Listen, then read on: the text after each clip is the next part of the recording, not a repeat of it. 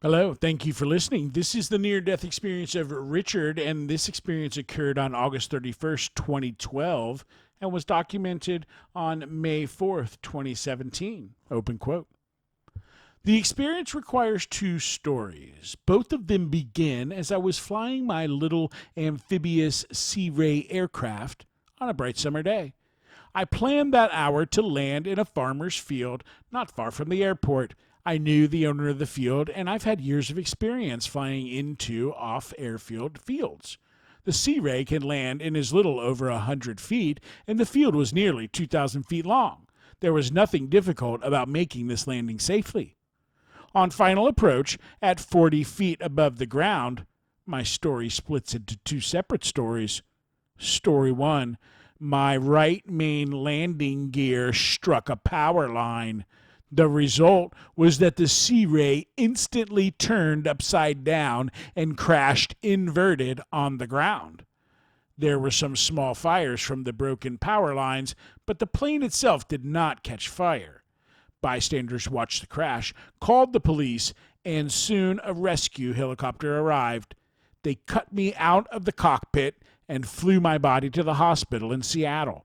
I had a broken rib and sustained a traumatic head injury and a few other problems. The doctors thought the injuries were serious enough to keep me in critical care for a while. They told my wife that I may never learn to read, talk, or to walk again. I had been in a coma for 6 days. Story 2: I had no indication that we had caught any wire anywhere. At about 1 foot over the field, I heard the quick little click, click, click of my wheels as they hit grass blades a second before the wheels touched the earth. I remember thinking that this was going to be a perfect landing. Then everything went black. I said to myself, "Oh, I thought I was flying, but this is a dream instead." I waited patiently for the black to disappear. It took a long time, or so I thought. The next thing that happened, I was in the air again, over a lovely landscape. There were rolling hills and lush forests. It was just beautiful. I thought I was flying about 900 feet over the scene and saw a little village to my right. My airplane was gone, and I was the only passenger in some kind of aerial vehicle. Was it a dirigible? Seemed to be so, but there was no balloon or sign of a lifting surface attached to the vehicle. I saw no crew or controls anywhere. There were large glass windows all around me. On the ground and near the village, there were 20 or so children playing a game. Most of them stood in a circle, and one ran around the circle. It was as though the game was Ring Around the Rosie, which I had played when I was about 7 years old. A quarter of a mile ahead of me was a small river and a stone bridge over it. I knew I'd be crossing over the river soon. I watched the landscape passing me. I was about parallel to the village when I heard an emotionless human voice say, "Would you like to go back to your life on Earth?" I had no idea what that meant, and I was silent. The voice said the same thing again, and I knew that I could stay in this land or I could return back to my life as it had been. For the third time, the voice said the same thing. I realized that I had not said goodbye to my wife, and I wanted to go back to her. I said yes, and in the next split second, I opened my eyes and found that I was in a hospital bed, and there next to the bed was my wife. I felt perfectly fine, although later I discovered that there were tubes attached to my body for reasons I didn't know. The first question to her was, "Did you bring your car?" She nodded and said yes. I asked, "Can we get out of here now?" I stayed in the hospital for a month. Some said I was a miracle patient, for there were no problems being myself again soon after I awoke. She remembers that she taught me how to read a clock, and after that she said an affirmation for me: "You are a perfect expression of perfect love here and now. You will have a perfect healing, and there will be no permanent damage. I said that too for thousands of times in the next month, and even now I say the first sentence as she does too. End question. End story there. Powerful, moving stories that are told here. Pretty awesome. Interesting how in his other scenario he landed the plane perfectly, but it sure didn't. There are some questions here. Comparing your level of consciousness, I knew that this was a lesson for me and to anyone who would listen to the experience. Comparing your vision, answer, it was the same vision that I use in dreams, a lovely countryside, but not the greener than green sense that others have. Question, did you enter some other unearthly world? Answer, an absolutely beautiful land beneath me. I've flown for many thousands of hours over this earth and never saw anything quite so beautiful. Question, what emotions did you feel during the experience? Answer, I knew this was a dream, so events seemed normal for a dream. Question, did you reach a boundary or limiting physical structure? Answer, uncertain. Was the river I saw below, was that a limit?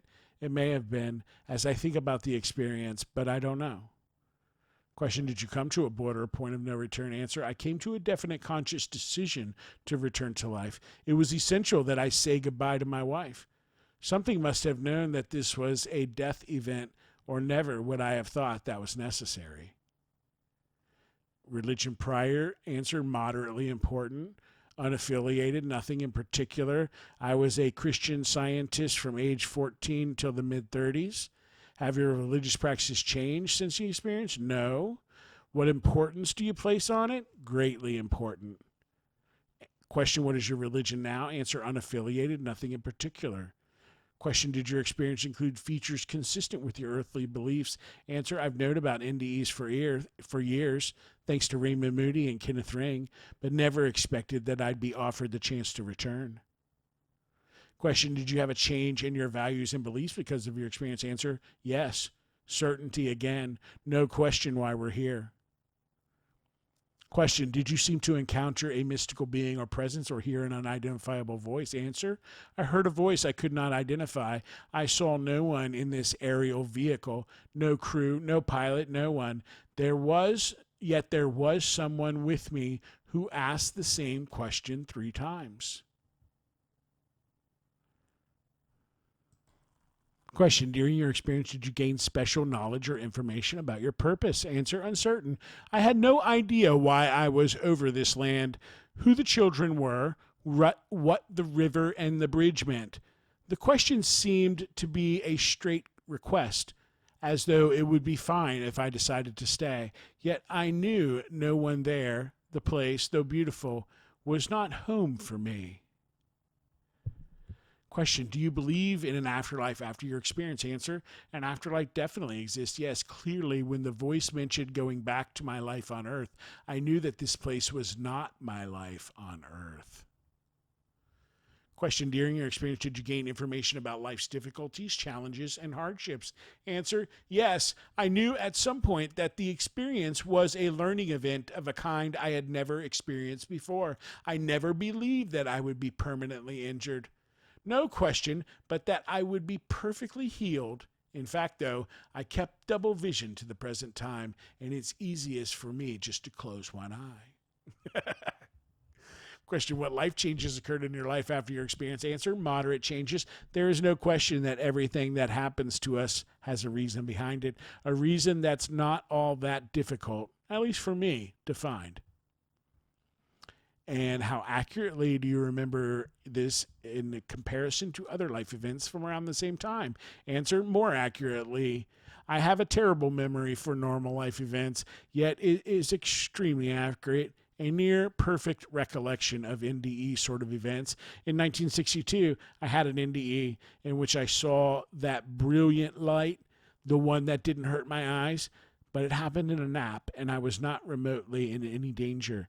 In 2001, I had collapsed in Argentina for a minute and had a life review there. The table, the 5 elders there, the guardian angel behind and to the left. Lots of laughter. Then it was just a midlife check-in, as they said. It seemed to take a fairly long time, but it happened in about 60 seconds of Earth time. I'd like to hear about that one. Question: what do you believe about the reality of your experience? Experience was definitely real. 3 of these events, how dumb can I be to reject them all? Question: is there anything else that you would like to add about your experience? I'd just like them to add to the weight of the other evidence for interested readers. Question: are there any other questions that we could ask to help you communicate your experience? Answer: remind us that we're not crazy to have these events. Remind us that millions of people around the world are having similar events every day, every hour. Thank you, Richard, for your story and sharing your experience, and thank you for listening. Have a great day.